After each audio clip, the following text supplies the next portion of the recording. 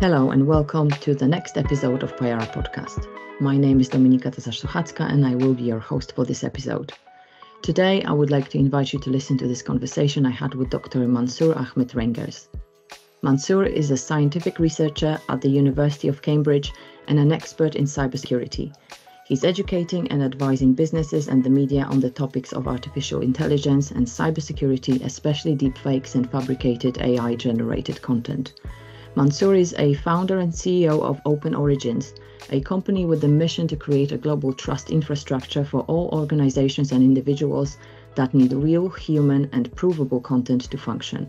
OpenOrigins has created the tools needed to allow businesses the ability to prove what's real. It's no wonder then that during this episode we talked about AI.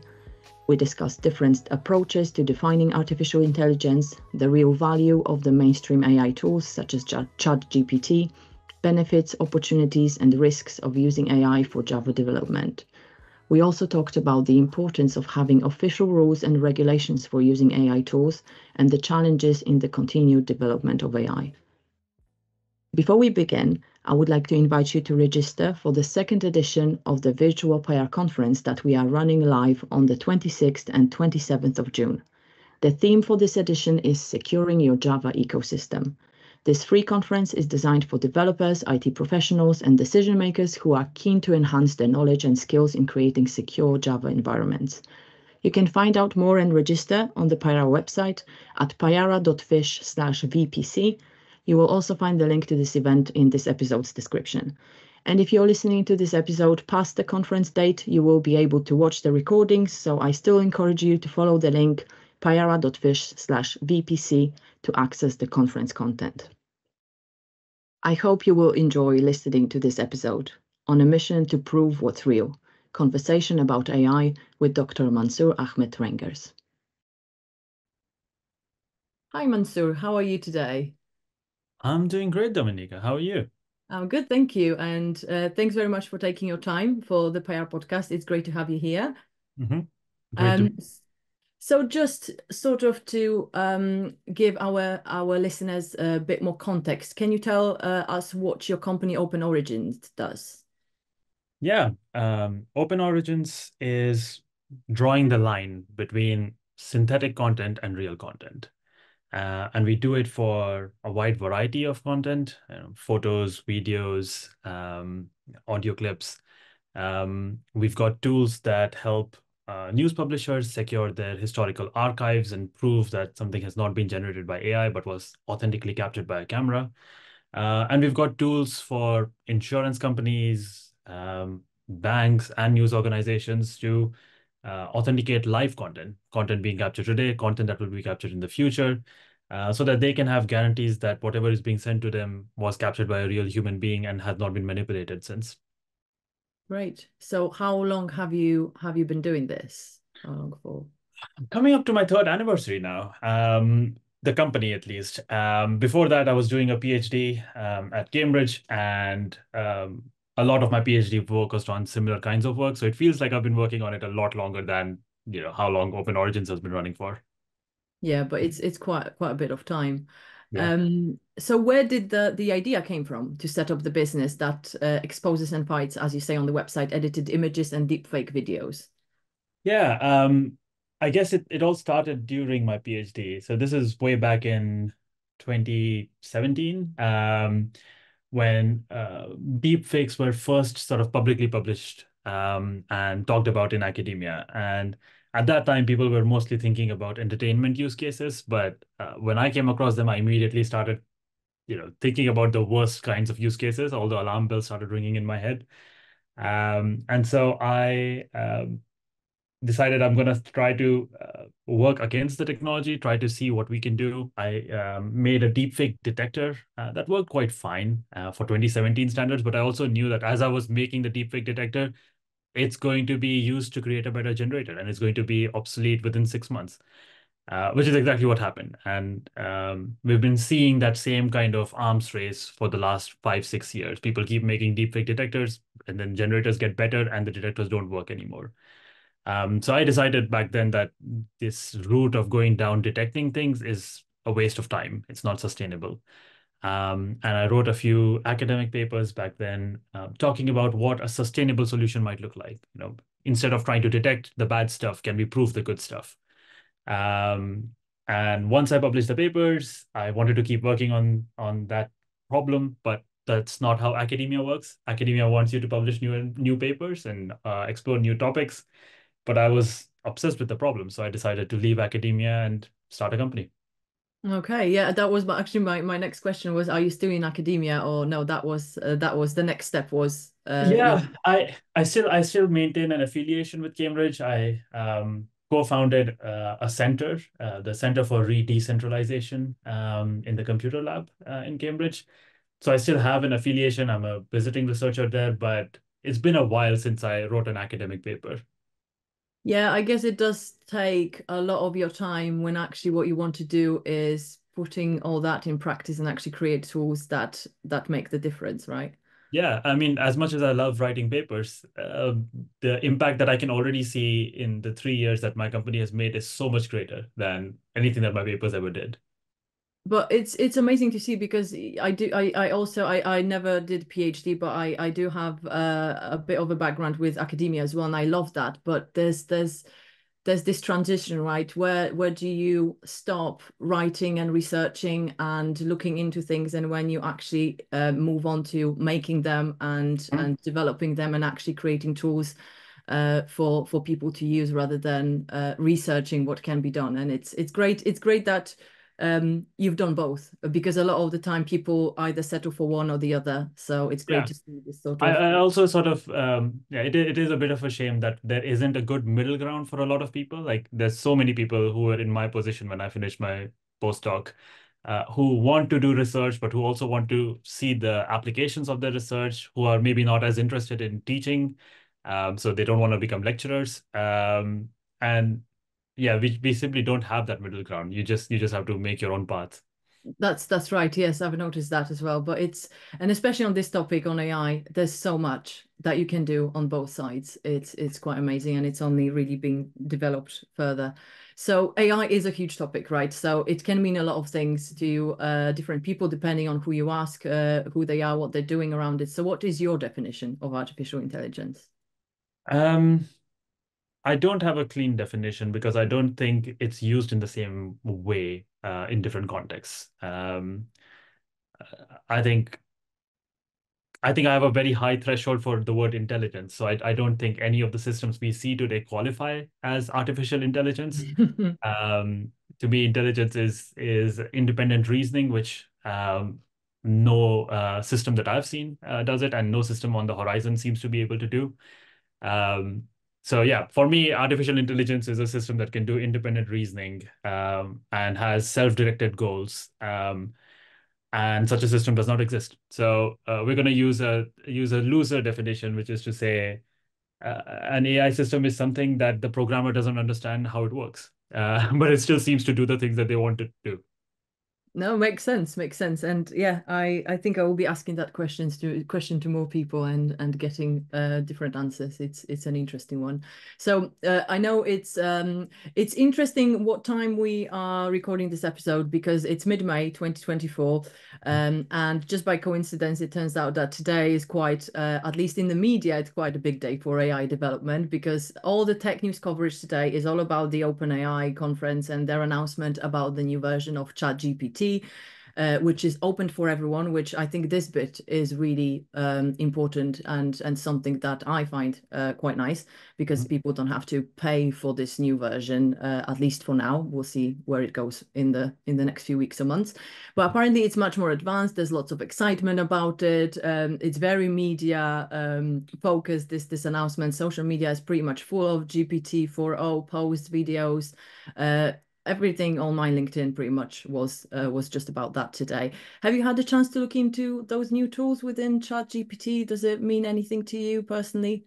I haven't, and I try to stay away from the hype cycle as far as possible. I think if I did get caught up in the hype cycles, I wouldn't do any work. There's just so much news going on all the time. I'm sure I'll try it at some point. But yeah, I think I briefly looked at a clip on LinkedIn that showed the sort of multimodal processing by GPT-4o. Looked impressive. I will reserve my judgment until I've tried it myself. I think there's a lot of demos that these companies have done that look super impressive, but then when you actually try to use them, they're like, whatever. This is what I am expecting. I mean, yeah, it's definitely hype and it's definitely something that gets most clicks today and in the next few days. But it's interesting to see as well. And yes, those demos are probably again a bit hyped up, but very to me very interesting to see that things are treated as free and people can access them. So I'm really interested to see where that goes, because that was, I think, a conversation before, that a lot of those tools are behind paywall and are promoted as something that can help you, I don't know, get a job or upskill, but then people that actually are most vulnerable and actually need that access to those tools can't have them because they can't pay for them. So we'll see where that goes. Yeah, I have a feeling that we're looking at the same economic model that Uber and Airbnb and all of these companies went through, right? Where they price themselves so low that they grab most of the market share. So, OpenAI giving away tools for free right now is to grab as much of the market share, get integrated into people's workflows.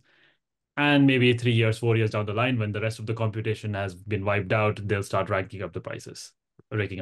So um, I hope I'm wrong. I hope things stay free. I hope there's enough competition from the open source community that it keeps these companies honest. Um, but yeah, the pessimistic side in me is like, yeah, this is not going to last. Time will tell. Time will tell. But yeah, this is we've seen this model before. So, Yeah. but yeah, for now, a lot of conversation about it. So I will be looking out for more news, and I'll probably have a look myself as well. Because yes, demos at the announcement conference is one thing, but how things work in real life is another. So we'll see. Mhm. So, do you know of any current AI tools out there that could be very beneficial for the IT industry? Because obviously that's where Pyara is, and we specifically are talking about Java developers, but general IT industry. Are there any AI tools that you think are useful? Yeah, I mean, there's a lot of cool tools. I mean, in my team, people do use Copilot quite a lot. They don't use it for any sort of mission critical stuff, but they might use it for a lot of front end development, and that has really sped up things on our side. We deal with a lot of large archives. So, one of our customers has an archive that's 2 petabytes large, dates back 50 years. So they've got videos and photos that, have not been cataloged or categorized in any consistent manner. And one of the things that's really helped us a lot is using these AI tools to go through all the videos, to go through all the photos, and help with retrievability, right? Like a news editor might come in and be like, "Hey, I remember this video of a kid with a red basketball cap running through a war zone," or something like that. In the old days, there was no way to find that video, right? Like you would have to somehow remember the exact date and time and the show from which it was taken.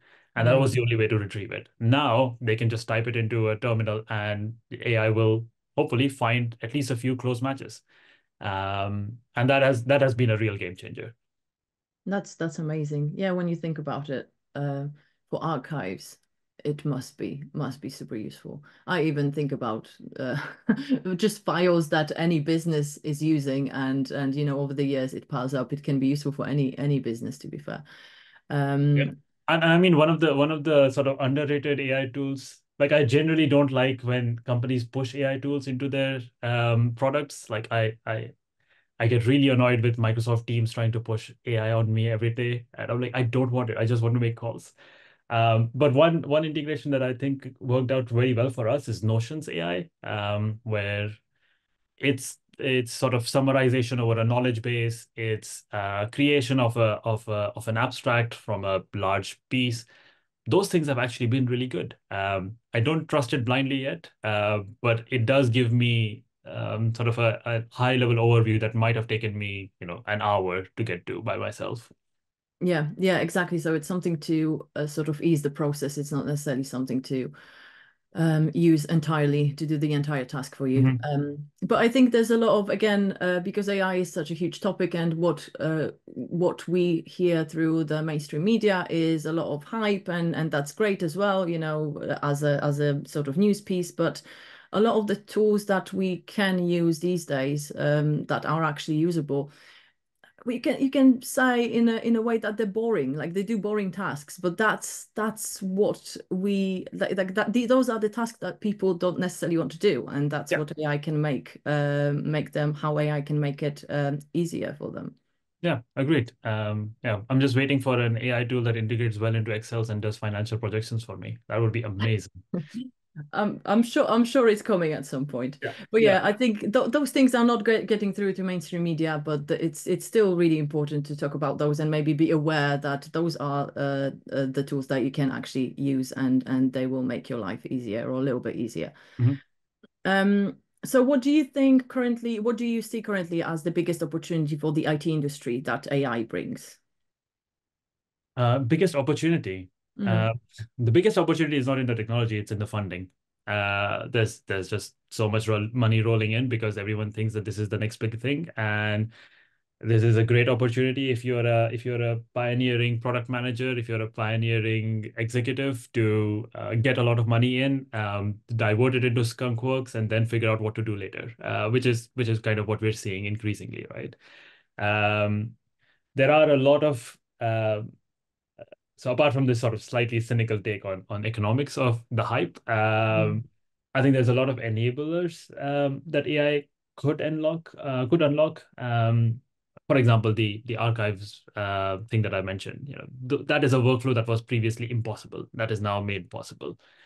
Um, I think this sort of improvement of knowledge graph and knowledge retrieval, I think is one of those underrated aspects, to me, much more impressive than generative AI. Right, the advancements that we've seen in classifiers, I think, is a lot more impressive than, or at least a lot more useful and readily applicable to existing workflows than generative AI. Because also the cost of failure is lower, right? With generative AI, you are getting an output, and then what I've seen in a lot of workflows is that the time it takes to vet the output ends up being equivalent to having done everything from scratch. On the other hand, if your retrieval processes are better, the time it takes to validate the retrieval results is so much easier. So I'm a lot more bullish on old school AI, mhm. classifiers, knowledge graph creation, than I am on generative AI. Yeah, again, generative AI is what gets spoken about most, but Yeah, there's so much yeah. more. It makes for shiny demos. Hmm. Yeah, and it's great. Again, it's nothing about that, but there's so much more that I think we can explore. Yeah. And what are the potential risks of using AI tools for IT specifically? Yeah, I mean, the biggest one is obviously if the users end up trusting AI too much. I think everyone, at least theoretically, knows people who are using these tools that AI can hallucinate. But if you start using AI habitually, it is very natural that you will over time start trusting it more and more and start vetting the results less and less. And we're going to see a place where there are just widespread vulnerabilities because developers or product managers trusted the AI a bit too much. Even going back to my simple example of the Notion page summaries, if I start making business decisions based on those summaries, I am opening myself up to a huge vulnerability. Similarly, like if my security engineers start using Copilot to write security critical code because they've seen it work fine for front-end development, um, we're opening ourselves to vulnerabilities that we might not even be able to detect because it's been written in a convincing enough manner, but there might just be backdoors. So yeah, I think when we start loosening our control over these tools, when we start trusting them more and more, that's when things get riskier. Mm. What what can be done then to not fall into that rabbit hole? Because I guess it's very easy to, and especially at the level of at the business level, when you work in your organization, and there are those tools that are integrated and you're supposed to use them. you can forget they are Yeah. actually AI, and you have to maybe take a step back. Do you have any recommendation how not to go too far with it?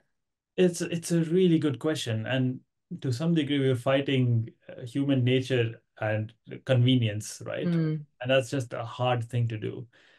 I know some organizations have taken a very hard line stance where they're like, we just don't allow you to use AI for these pieces of code. And I think that might work for places where you can justify the higher costs, but that becomes harder and harder when the financial projections show that, oh, if you only allowed them to use this, we would save 20% or whatever. Then you need to have someone who's really willing to stand their ground and not allow AI to invade in that space. So I don't think that's necessarily a sustainable solution. I think uh, to some degree we are vulnerable to this despite our best intentions. And the best thing that I can do is a system of checks and balances, right? So anyone who's writing the code, the same way that we used to do pair programming, you write the code, you send it off to someone who needs to read it, vet it, and then it gets committed to mainline. We need similar practices, but perhaps supercharged. You need an AI tool on the other side that has been derived from a different model that is checking for vulnerabilities, in addition to the human who's going to check for any obvious flaws. Um, it's not a fail-proof system, but I can't really think of another one that is going to be sustainable in the long run. mm. Okay, yeah, that's interesting, and it does sort of lead me to the next question, because when you did the session for the virtual Payara Day for us back a few weeks ago, we did touch on the laws and regulations around AI, and it was quite an interesting side of the whole AI phenomenon and the conversation. So what is the role of regulations in AI? Yeah, I mean, we need a whole set of regulations. Mm, There's regulations around how training data is gathered. I think we need regulations around just how much energy these AI tools are using, which is insane, equivalent to small countries at this point. Um, I remember making the same argument against Bitcoin 5 years ago. Somehow the IT industry just loves burning up energy and electricity. So mm, we need regulations around that. And we need regulations around what kinds of use cases you're allowed to use AI for. I think the EU has made some good steps. For example, they've passed legislation which prohibits the use of AI in I forget the term they use, maybe critical, something like that. In critical applications such as border patrol, you're not mm, allowed to use an AI to filter out immigration applications. I think you're also not allowed to use it for job screening, and I think those are really, really good regulations. AI tools have extreme biases. There have been so many studies that talk about how Black and minority people get discriminated by these AI screening tools. Just changing your name from, let's say, Mansoor to John is going to increase the rates of you getting through these systems. Which is, again, not to say that humans don't have biases, but at least there are people that we can hold accountable there, and we know where things are going wrong. You don't have that mm, kind of insight with a black box AI. So there's uses, there's the processing and the side effects of the processing, and there's the training data. And then on the training data, we're kind of in the wild, wild west right now. People are just scraping stuff, using data without permission. Copyright holders are not getting any benefits from all of the billions that these companies are making. And I don't think that is a fair system. I'm not sure that the existing copyright law really helps us here. mm, It's written for a very old school system where there are so many limitations with the copyright system in the way that it is both overreaching and not far-reaching enough when it comes to the applications into the AI systems. So yeah, we need a rethink of copyright. We need a rethink of consent, not just for the copyright holders, but data subjects. Like I've got interviews on YouTube. If people start scraping YouTube for training them, they haven't taken my consent to use my voice, to use my face, but I will end up in their AI models, right? mm, Um, I don't have a clean answer on how we balance that with the continued development of AI tools. There are bad ways to do this regulation, which means that the open source community gets a lot more hurt by it than the incumbents who have the money to keep up with all the latest regulations. But also just sitting by and not doing anything is not going to be helpful, right? Like this is clearly not a sustainable way to build a healthy ecosystem. So yeah, no clean answers, but a lot of work definitely needs to be done on the regulatory side. Yeah, that's right. It's overwhelming, isn't it? And then when you think about um establishing the rules, coming up with regulations, you've got so many entities that have to sort of look at it will be different for different countries. What's in the US now, it doesn't necessarily apply in the EU. Mhm. It's huge. And then you also need I guess, quite a lot of specialists like yourself to be able to advise and I guess build those regulations, because I don't really see any bodies that deal with that these days within governments at the moment. So that probably calls for completely new groups of people to get together and become part of the governments and part of the legislation, because it's growing at a really high speed and it is directly affecting everything, and especially and politics as well. And we did talk about it again in your presentation. You had some examples, but it's it's huge. It's huge. And I don't know what you think, but I feel like we are already behind We with are that. we are so far behind. It's Yeah. not even funny. There's always that lag between regulation and Mm, technology, and that's where monopolies happen. And I think we'll be too late on this one as well. mm. Yeah, yeah, no, I that's do it. I do think that of the three areas where you can apply regulations, the restricting the usage of AI in critical applications is probably the easiest one to do, and probably also the one that affects people the most directly. So I'm really a big fan of how the EU has gone about restricting its use in all of these, immigration, job-related applications, and I would like to see that expand everywhere. Mm. Yeah, again, time will tell, but it needs to happen fast because things are obviously moving super fast right now. Um, so what are some side effects of AI that aren't usually spoken about? Yeah, I feel like we kind of touched on a few of them Mm-hmm. now. Yeah, AI is already being used to do applicant screening. It is already being used to generate profiles for people who have applied for asylum. And those are terrible uses for AI, for all the reasons we just talked about. There are, again, other side effects like just how much energy these AI systems consume. Right now, there is mostly a linear relation between processing power and the performance of AI models. And as far as I'm aware, there aren't any like huge breakthroughs on the horizon that are going to change that fundamentally.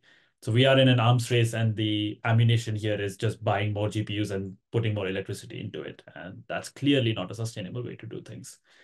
So we need to start really thinking about the benefits that these AI tools bring. Is it worth it to spend however many kilowatts of energy it takes to create a DAL-E photo? Is it worth it for people to just be chatting with Chat GPT for amusement, but spending all of that electricity that could be used for something much more productive? I think we need to start thinking about those kinds of things, and we need to start restricting the. I mean, I don't know how else to put it, just the wastefulness of these current Mm, systems. If we're going to be burning all of this electricity, it better be used for something that's helpful and productive, not just making artistic photos in DALI. mm.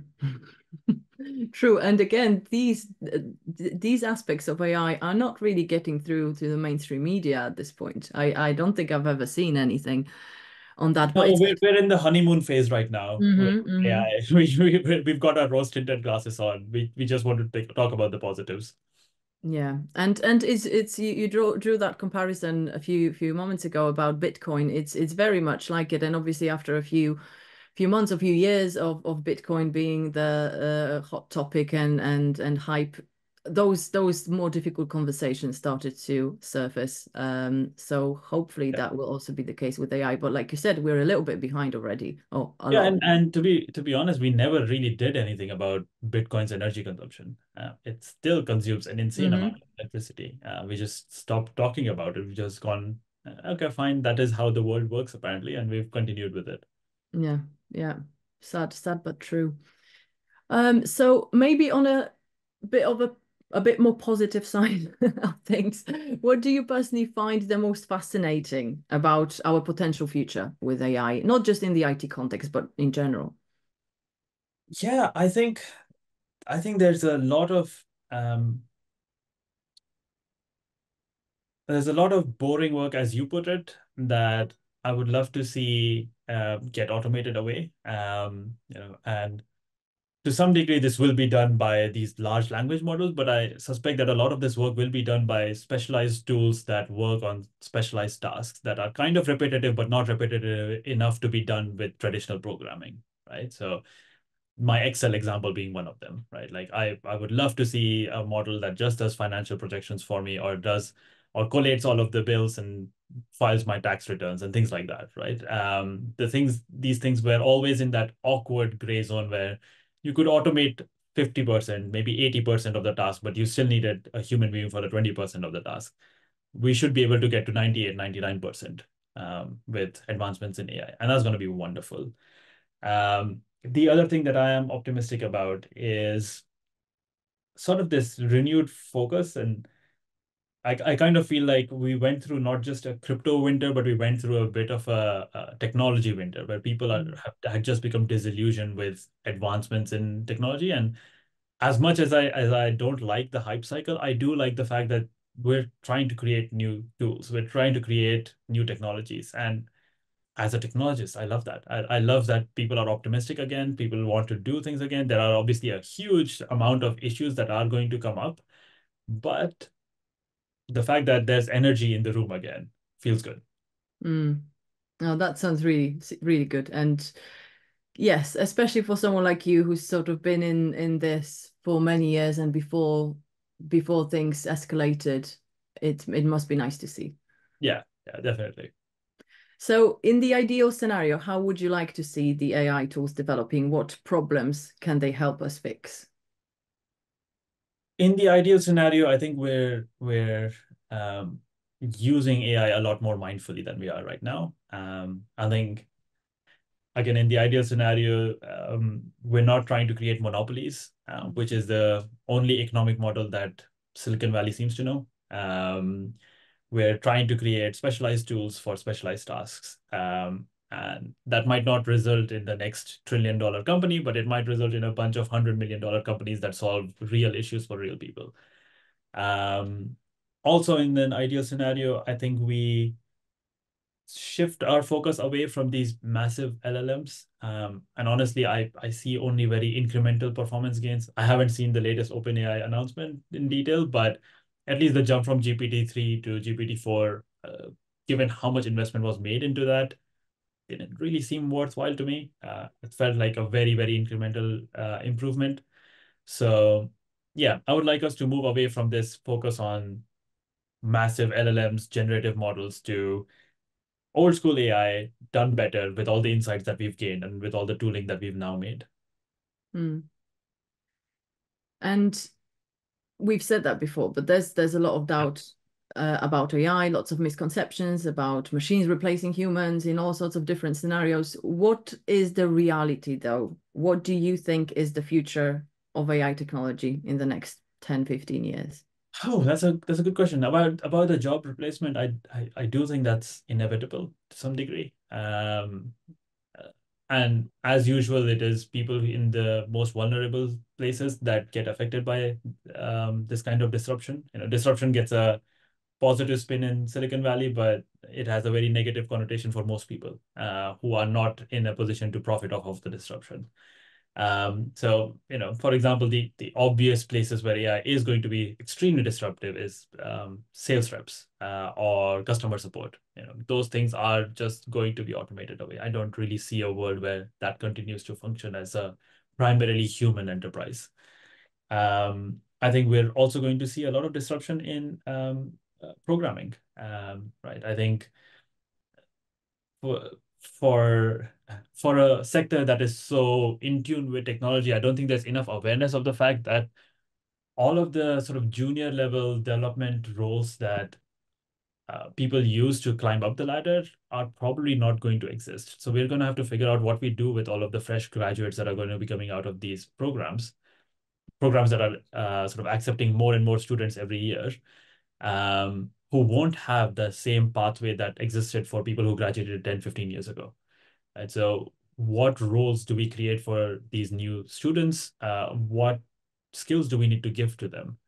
I'm not sure. But I am sure that we're not gonna have that lowest rung in software development hierarchies. Like, I don't really see a world where we have people sitting down and writing code 5 years down the line. I see a lot of people typing in prompts and then checking the code and then, effectively acting as one-man product managers.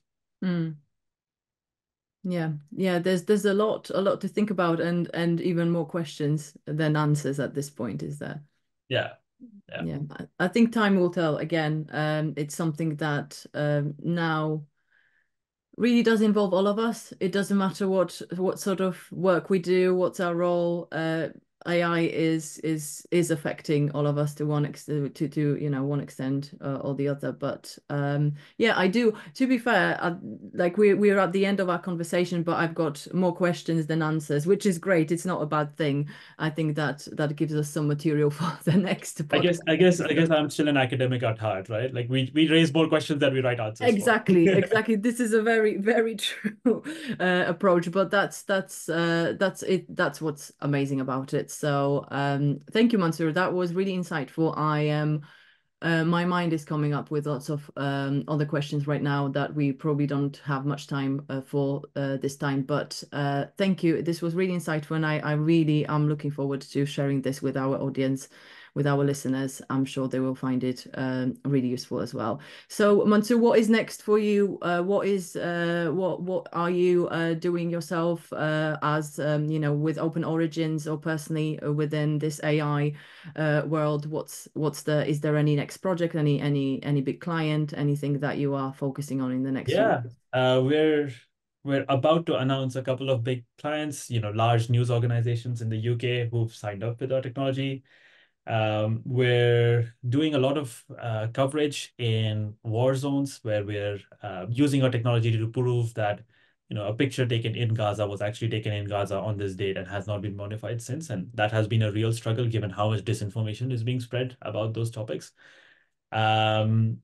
We're also expanding into licensing of training data sets, because increasingly even AI companies are realizing that the internet is getting more and more polluted with synthetic content, and ingesting synthetic content into your training data set is really bad for the performance of your AI model.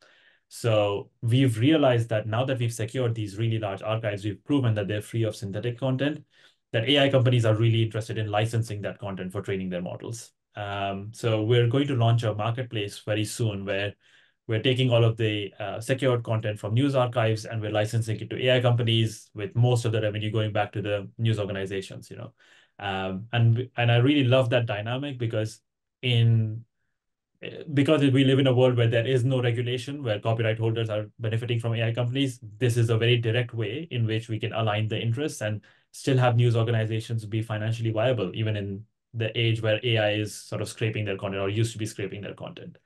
So I'm very excited about that marketplace launch.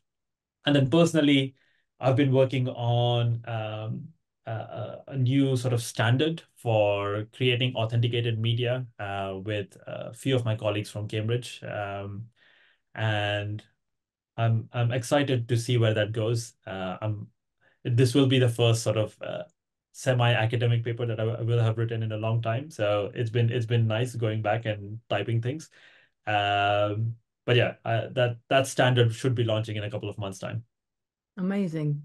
Great. Thank you very much, Mansoor. Thank you for doing all of that work. It's really important, really needed. And there's so much more that needs to be developed to make sure that we use AI wisely and we make the best out of it. So I am looking forward to your announcements. I'm looking forward to seeing the results of your work and yourself and with OpenOrigins. Thank you very much again. Thanks, for Dominica. taking your Great time. chatting to you. Thank you. I'll see you later. Bye-bye. Bye.